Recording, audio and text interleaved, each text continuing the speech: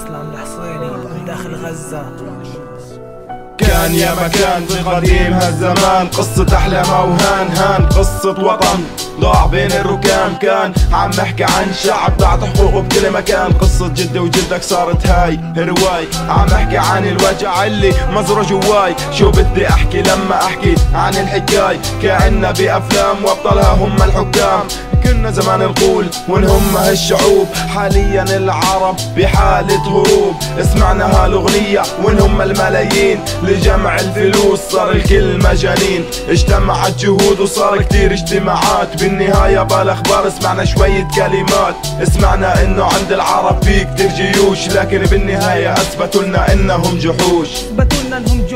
احلامنا بتضيع، نفسي ارجع طفل رضيع. فلسطين بتضيع بشكل سريع. حكامنا قاعدين وضع شبابنا مريع. قتلوا اطفالنا بشكل فظيع. احلامنا بتضيع، نفسي ارجع طفل رضيع. فلسطين بتضيع بشكل سريع. حكامنا قاعدين وضع شبابنا مريع. قتلوا اطفالنا بشكل فظيع. في البداية الثانية تكملة فيلم حزين. أنا بطلع اللي بقلبي مو عارف أشكيله مين. نبنى أحلامنا عواقع ندمر حزين. نبنى مالنا عشعب مظلوم وساكتين. راح أطلع اللي بقلبي ما بدي أسمع كلمة سين. كل يلي سمعته واللي جاي مقدم لفلسطين. كل سطر بكتم ودموع بتنزل والله مامي. كلماتي من القلب نازلة بقوة تسونامي. لكن بعد هالأغنية والله غير نامي. كلماتي لا تحزني على شعب حزين. احنا بغزة بدنا ننتفض بس كيف ننتفض واحنا علينا مغمية وكلماتنا مكممة.